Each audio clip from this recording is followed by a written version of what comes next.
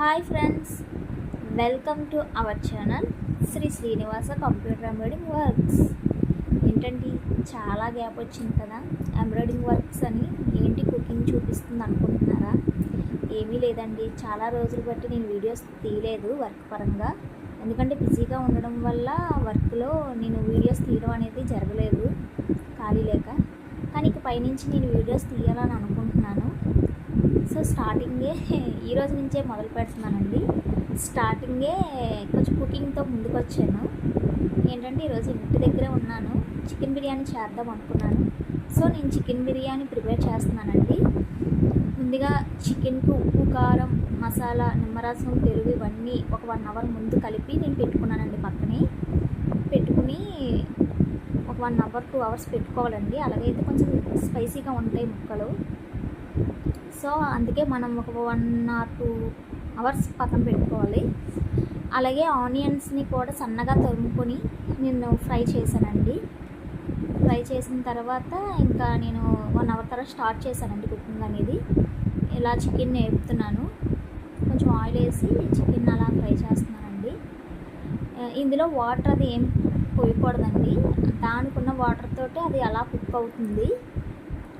అలా కుక్ అయిన తర్వాత 10 మినిట్స్ తర్వాత అండి కుక్ అవుతుంది. 10 మినిట్స్ అయిందండి, ఇప్పటికి సగం కుక్ అయిందండి. అలాగా నేను బాస్మతి రైస్ ఆల్రెడీ ఒక అరగంట ముందు నానబెట్టి తర్వాత దాన్ని కూడా రైస్ని కూడా కుక్ చేసుకున్నానండి.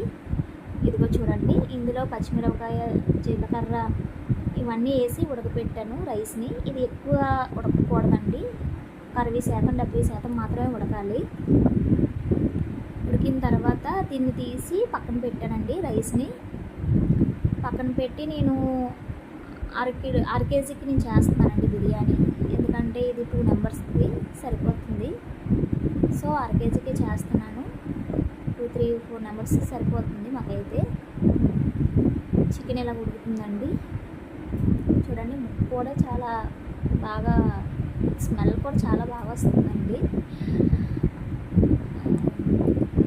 పక్కనే రైస్ కూడా వండుకుంటున్నాను. జస్ట్ కొంచెం పెట్టాను రైస్. ఆల్రెడీ మటన్ కూడా వండాను. నేను తినే రోజు ఈరోజే. నాకు వీడియో తీయడానికి అవ్వలేదండి. రైస్ వేసానండి, అంటే చికెన్ కింద నుండి పైన రైస్ వేసాను. లేయర్స్గా వేయడానికి అవ్వలేదు, ఎందుకంటే అర కేజీ కదండి, తక్కువే రైస్. అలా రైస్ వేసి తర్వాత నేను నెయ్యి వేసాను. తర్వాత ఏమో కస్తూరి మేతి వేసాను. తర్వాత ఫ్రై చేసి ఉంచాను కదండి ఆనియన్స్, ఇవి కూడా వేసాను.